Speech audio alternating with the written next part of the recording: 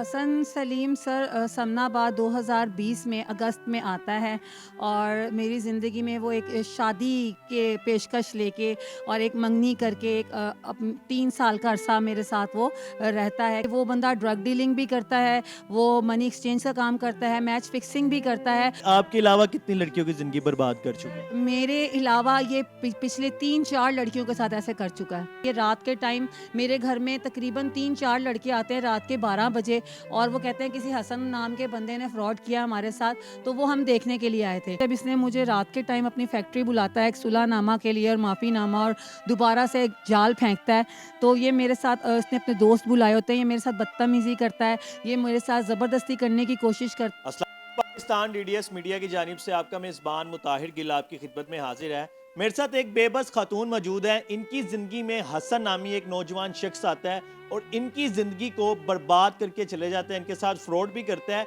वो किस तरह इनकी ज़िंदगी को बर्बाद करता है, क्या फ्रॉड करता है, तमाम कहानी, तमाम तफसीलात हम इन्हीं की ज़ुबानी सुनते हैं। अस्सलाम वालेकुम। वालेकुम अस्सलाम। मेरी बहन मुझे बताएं ये हसन कौन है और आपको कहाँ मिला? हसन सलीम सर समनाबाद 2020 में अगस्त में आता है और मेरी ज़िंदगी में वो एक शादी के पेशकश लेके और एक मंगनी करके 3 साल का अरसा मेरे साथ वो रहता है कि अच्छा अगले साल शादी करके। तब तक उसके फ्रॉड जब मेरे सामने आते हैं और सब चीज़ें मेरे सामने आती हैं, तो सर वो बंदा मुझे फिर ब्लैकमेलिंग, पिक्चर्स मेरी, वीडियोज़ मेरी, फिर मेरा आईडी कार्ड, मेरा गोल्ड, मेरा ज़ेवर लेके। कितनी देर आपका रिलेशनशिप रहा है? सर मेरा उसके साथ तकरीबन 3 साल जो है वो एक मंगनी का मेरा अरसा रहा है, जिसमें वो मुझसे शादी नहीं कर रहा था। क्या वो एक शरीफ शहरी है कि या वो कोई ऐसा कारोबार करता है जो कि गैर कानूनी है? सर जो उसका ड्रामा था वो एक शरीफ शहरी वाला था, लेकिन अंदर से पता चला कि वो बंदा ड्रग डीलिंग भी करता है, वो मनी एक्सचेंज का काम करता है, मैच फिक्सिंग भी करता है और वो हर 2 साल 3 साल एक लड़की को रिलेशन में लाता है और देन उसके साथ फ्रॉड करके भाग जाता है। इन शॉर्ट गैंगस्टर है वो। बिल्कुल, बिल्कुल। कितनी आपके अलावा कितनी लड़कियों की जिंदगी बर्बाद कर चुका है? मेरे अलावा ये पिछले 3-4 लड़कियों के साथ ऐसे कर चुका है।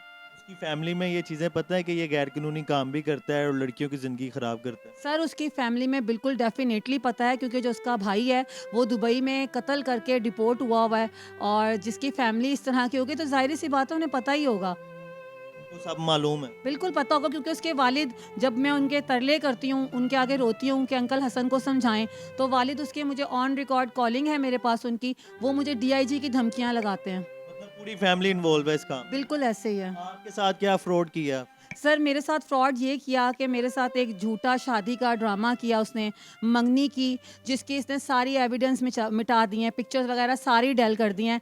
वो किस्मत मेरी कि उसकी शादी की जो उसने मुझे वॉइस भेजी हुई है और जो उसने मेरे साथ मंगनी की जो पिक्चर, वो एक मेरे पास मिल गई है, वो मेरे पास है, जो मैं आपके साथ शेयर करूँगी, आप दिख उसकी रिकॉर्डिंग भी। अच्छा मेरी बहन मुझे ये बताएं कि जब आपको 3 साल अरसा उसके साथ आप रही हैं, आपको उसकी तमाम तफसीलात या जो भी वो एक्सपोज हुआ आपके सामने, उसके बाद आपने क्या स्टेप लिया? आपकी तस्वीरें, आपकी पिक्चर्स, ए टू जी हर चीज़ें उसके पास हैं, क्या स्टेप लिया? सर उसके लिए मैं साइबर क्राइम गई, साइबर क्राइम जाके मैंने इसके खिलाफ जो है वो कंप्लेन करवाई, जिस पे इसने मुझसे माजरत कर ली, माफ़ी मांगी कि मेरे खिलाफ पर्चा नहीं कटवाओ, मैं ये सब चीज़ें ठीक कर दूंगा। लेकिन वो ये चीज़ समझ चुका था कि मैं अब इस बंदी के सामने डिस्क्लोज हो चुका हूँ, तो ये बंदी अब नहीं मानेगी मेरी बात, तो देन सर वो मुझे अपना असली रूप दिखाता है और फिर मेरे खिलाफ कार्रवाइयाँ शुरू कर देता है। इसने मेरी पिक्चर एक जगह पे शेयर भी की और वो लड़के ने मुझे काफ़ी गंदे मैसेज किए। ये रात के टाइम मेरे घर में तकरीबन 3-4 लड़के आते हैं रात के 12 बजे और वो कहते हैं किसी हसन नाम के बंदे ने फ्रॉड किया हमारे साथ,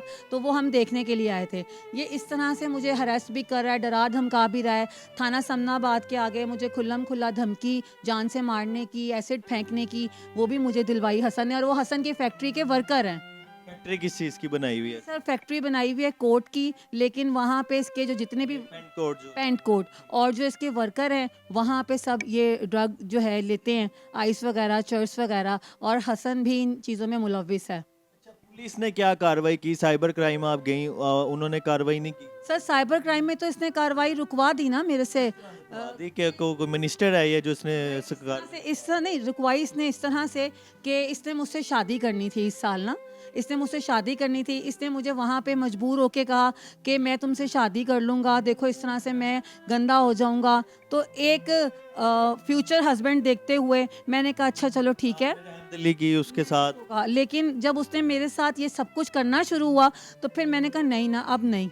अच्छा, पुलिस क्या कह रही है? कौन से थाने में एप्लीकेशन जमा करवाई है आपने और उनकी आगे कार्रवाई क्या है? सर मैंने थाना शेरा कोट में, जब इसने मुझे रात के टाइम अपनी फैक्ट्री बुलाता है एक सुलहनामा के लिए और माफ़ीनामा और दोबारा से एक जाल फेंकता है, तो ये मेरे साथ इसने अपने दोस्त बुलाए होते हैं, ये मेरे साथ बदतमीज़ी करता है, ये मेरे साथ ज़बरदस्ती करने की कोशिश करता है, मुझे घसीट के फैक्ट्री लेके जाता है, जिससे मैं अपनी बड़ी मुश्किलों से वहाँ जाती हूँ, तो वहाँ से भाग जाती हूँ। तो मैं अगले दिन जब थाना शेरा कोट जाती हूँ, इसके खिलाफ़ कंप्लेन करवाती हूँ, तो सर मेरे साथ पुलिस ताउन नहीं कर रही।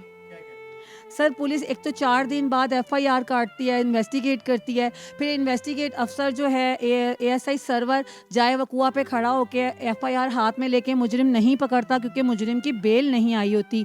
देन वो पूरा लोकेट करके कहता है कि ये जो आपको गुलशन रावी लगता है, लेकिन गुलशन रावी में हसन की चलती नहीं है क्योंकि वो ड्रग डीलिंग करता है। उसको वहाँ पे सांदे में एक फराज नाम का अफसर था जो उसका दोस्त है, वो वहाँ से शिफ्ट हो चुका है। ये वहाँ से पुलिस को पैसे देके अपनी एफआईआर थाना सांदा शिफ्ट करवाता है।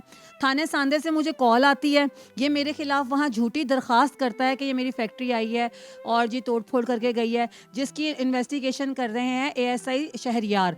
वो मुझसे पूछते हैं हसन कोई एविडेंस नहीं दिखा पाता और वो दरख्वास्त लगता है कि पुलिस हसन से पैसे वगैरह खा रही है। बिल्कुल सर पैसे खा रही है, तो देखे ना सबूत होते हुए, एविडेंस होते हुए मेरा काम नहीं हो रहा।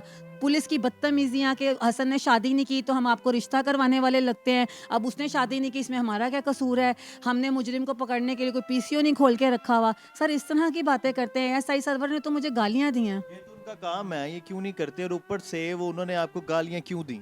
सर मैं उनसे दाखिला इंदराज लेने के लिए गई हूँ और उनसे बोली हूँ कि जब आप जाए वकुआ पे खड़े होकर थाना गुलशन रावी बोल रहे हैं, देन ऐसा क्या हो जाता है कि थाना आके वही एफआईआर थाना सांदा को लग जाती है, तो उस पर मुझे सर एएसआई सर्वर गालियाँ देना शुरू कर देते हैं। गालियां देता है आपको। अब मुझे ये बताएं कि आप क्या चाहती हैं, आप क्या किया जाए उस हसन के साथ और पुलिस क्यों नहीं ये कार्रवाई कर रही? सर पुलिस तो कार्रवाई इसलिए नहीं कर रही कि पुलिस को जो मंशियात फरोश होते हैं, जाहिर सी बात है उनसे उनको पैसे मिल रहे होते हैं और मंशियात फरोश तो वो पकड़ते ही नहीं कभी। तो मेरी आला अहकाम से आपके चैनल के तवस्सुस से ये एक अपील है कि मेरे साथ इंसाफ किया जाए, मेरी सुनवाई की जाए। मेरे पास एविडेंस हैं, कोई अफसर इवन डैट एसएसपी के पास भी मैं कल गई, किसी ने मेरे सबूत देखे ही नहीं, जबकि मेरे पास कॉल रिकॉर्डिंग है, वीडियो रिकॉर्डिंग है, दरगुजर कर रहे हैं सर। ये तमाम प्रूफ, तमाम एविडेंस ये अपने साथ डेली रमज़ान के महीने में सुबह लेकर निकलती हैं और ऐसे ही थक के हार के वापस अपने घर आके मायूस होकर बैठ जाती हैं। मेरी पुलिस ऑफिसर से, मेरी गवर्नमेंट से ये अपील है कि इन पुलिस ऑफिसर्स की सैलरियां बढ़ाई जाएं ताकि ये हर अरे गहरे से इतने पैसे लेके चंद पैसों में बिक ना जाएं, बल्कि अपनी हलाल की रोजी खाएं। अब ये खतून अब बेबस हैं, अपने इंसाफ की खातिर अपनी इज्जत को बचाने के लिए दर बदर की ठोकरें खा रही हैं। तो मेरी अपील है कि इनको इंसाफ दिया जाए और उस मुल्जिम को सलाखों के पीछे बंद किया जाए। ये वीडियो दिखा दो सबको, मुझे इजाज़त दो। अल्लाह हाफिज़।